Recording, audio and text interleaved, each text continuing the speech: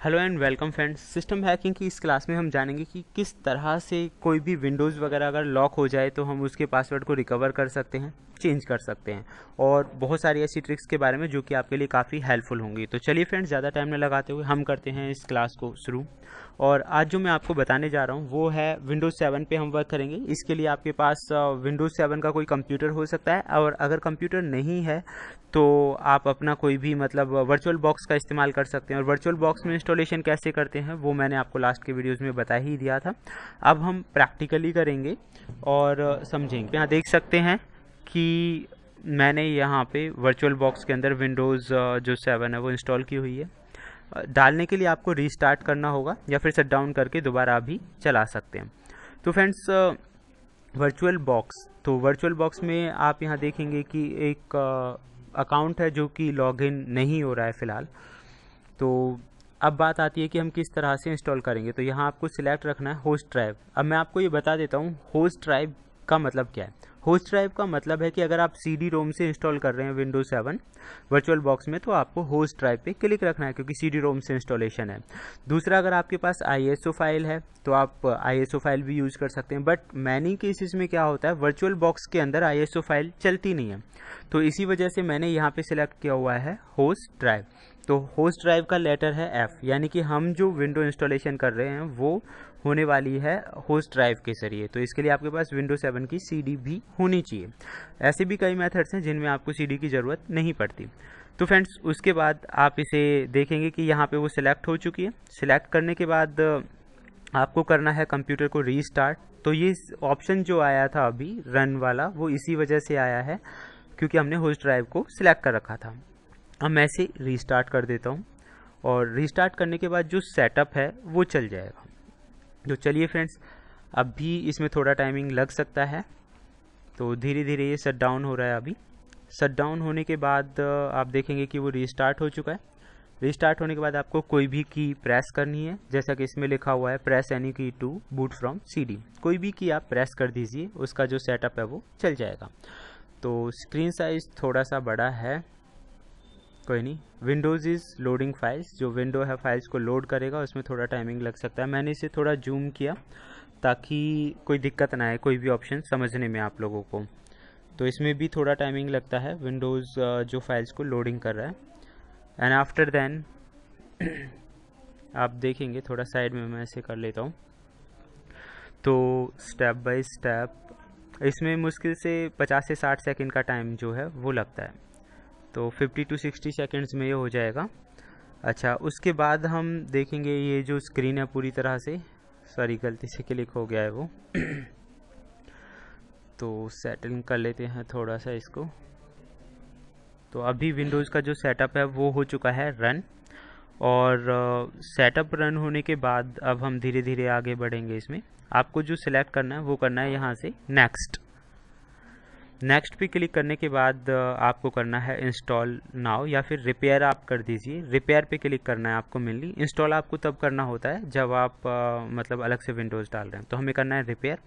Repair जैसे करेंगे कुछ टाइम तक सिस्टम रिकवरी वाला ऑप्शन चलेगा, और सिस्टम रिकवरी कुछ टाइम तक, हाँ इतना है, 30 सेकंड 40 सेकंड तक समथिंग ये चलेगा। और सिस्टम रिकवरी होने के बाद आपको सिलेक्ट करना होगा वो ड्राइव जिसमें विंडोज़ डली हुई है।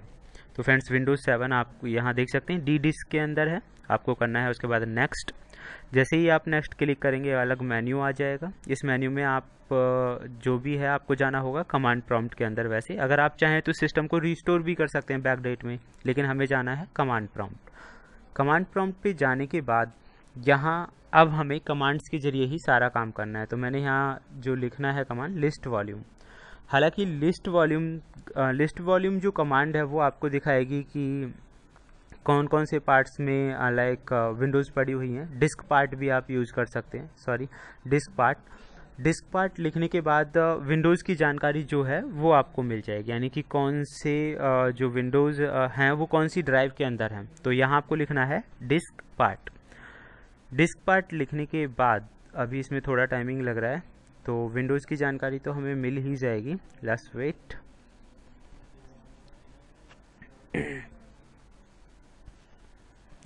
ये थोड़ा वीडियो बड़ा हो सकता है बिकॉज़ थोड़ा स्लो मोशन में चल रहा है वो, तो बट एक एक स्टेप को क्लियर करना ज़रूरी है। मैंने यहाँ पे लिख दिया डी, क्योंकि अभी आपने दिखा था डी ड्राइव के अंदर विंडो थी, विंडो 7 जो दिखा रहा था। आपको कमांड देनी है cd space Windows. cd space Windows लिखने के बाद आप विंडोज़ फोल्डर में आ गए। अगेन आपको कमांड देनी है, क्योंकि अब cd से हम विंडोज़ वाले फोल्डर में आ चुके हैं, तो अब हमें दूसरे फोल्डर में जाना है जिसका नाम है system32। तो फ्रेंड्स यहाँ हमें कमांड देनी होगी cd स्पेस system32। तो इससे क्या होगा, हम system32 वाला जो फोल्डर है उसके अंदर पहुँच जाएंगे।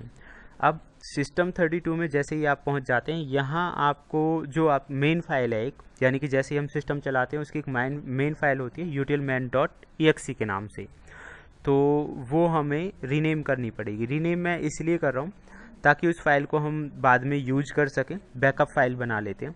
तो utilman.exe और utilman.exe.bak यानी कि बैकअप फाइल हो गई दूसरी इसी के नाम से। तो bak क्या है, बैकअप फाइल के लिए मैंने यूज़ किया, और utilman वो फाइल है जिसे हम रीनेम कर रहे हैं जो कि मेन फाइल है। और अब उसके बाद हम करेंगे कॉपी cmd.exe, यानी कि कमांड प्रॉम्प्ट को मैंने utilman में चेंज कर दिया। मैंने जो कमांड प्रॉम्प्ट था उसे utilman के साथ चेंज कर दिया। देन cmd.exe में आप देखेंगे वन फाइल कॉपीड, तो इसका मतलब कमांड जो है सक्सेसफुली हो चुकी है। तो कॉपी cmd.exe स्पेस देकर आपको लिखना है utilman.exe। तो utilman फाइल कन्वर्ट हो चुकी है हमारी कमांड फाइल में, यानी कमांड प्रॉम्प्ट में। तो एग्जिट करना है और रीस्टार्ट कर देना है कंप्यूटर को। तो जैसे ही फ्रेंड्स कंप्यूटर को आप करेंगे रीस्टार्ट करने के बाद आप देखेंगे कि विंडोज़ जो है वो रन अप हो जाएंगी। और विंडोज़ रन होने के बाद हम ट्राई करते हैं कमांड से, यानी कि इसका जो पासवर्ड था उसे चेंज करने के बारे में थोड़ी सी अलग कुछ और कमांड्स अभी भी हमें यूज़ करनी है। तो आपको वो तो समझ में आ ही चुका होगा कि किस तरह से मेन फाइल को चेंज करते हैं। अब हमें क्या करना है, यहाँ क्लिक करना है कॉर्नर में ईज़ ऑफ एक्सेस जहाँ लिखा हुआ है, और जैसे ही आप क्लिक करेंगे, क्लिक करने के बाद ये utilman वाली फाइल होती है, ये कन्वर्ट हो चुकी होगी कमांड प्रॉम्प्ट में। या तो आप विंडो की और U प्रेस कर दीजिए कंप्यूटर से, या फिर आप यहाँ पे क्लिक कर दीजिए। तो जैसे ही आप क्लिक करेंगे कमांड प्रॉम्प्ट ओपन हो जाएगा। अब हम यहाँ आगे का जो काम है कमांड से ही करेंगे। तो कमांड है यहाँ पे नेट यूज़र्स, तो हमें यहाँ पे कमांड देनी है नेट यूज़र्स। तो फ्रेंड्स कंप्यूटर सिस्टम के अंदर जो भी यूज़र्स हैं उनकी लिस्ट आपके सामने आ जाएगी। तो मैंने यहाँ कमांड दी है नेट यूज़र, और उसमें आप देख सकते हैं एडमिनिस्ट्रेटर है, गेस्ट है, क्वालिटी है। तो हम इसके एडमिनिस्ट्रेटर का ही पासवर्ड चेंज करेंगे अभी फ़िलहाल, क्योंकि मेन तो एडमिन ही होता है किसी भी सिस्टम के अंदर। तो यहाँ दोबारा आपको कमांड यूज़ करनी है नेट यूज़र। तो जैसे नेट यूज़र लिख के नेट यूज़र लिखने के बाद आपको लिखना है एडमिनिस्ट्रेटर, और अगर आप क्वालिटी वाला चेंज करना चाहते हैं तो क्वालिटी भी लिख सकते हैं, और गेस्ट के लिए गेस्ट भी लिख सकते हैं। उसके बाद जो भी पासवर्ड देना चाहें वो लिखना है आपको। तो 1 2 3 दे दिया मैंने, यहाँ पे एंटर कर दिया। तो फ्रेंड्स आप देख सकते हैं कमांड कंप्लीटेड सक्सेसफुली आ रहा है, यानी कि कमांड सक्सेसफुली कंप्लीट हो चुकी है। एग्जिट कर देते हैं और अब ट्राई करते हैं पासवर्ड लिखकर 1 2 3। तो यहाँ पे 1 2 3 मैं अप्लाई करता हूँ और एंटर कर देता हूँ। तो अब देखते हैं को जो पासवर्ड था वो अनलॉक हो चुका है। तो फ्रेंड्स इस तरह से हम विंडोज़ का जो पासवर्ड है वो हटा सकते हैं, अनलॉक कर सकते हैं। तो ये फ़िलहाल का वीडियो तो हमारा, फ़िलहाल के वीडियो में हम इतना ही, बाकी अगले वीडियो में और भी बहुत बेहतरीन चीज़ें जानेंगे। Thank you friends, good bye.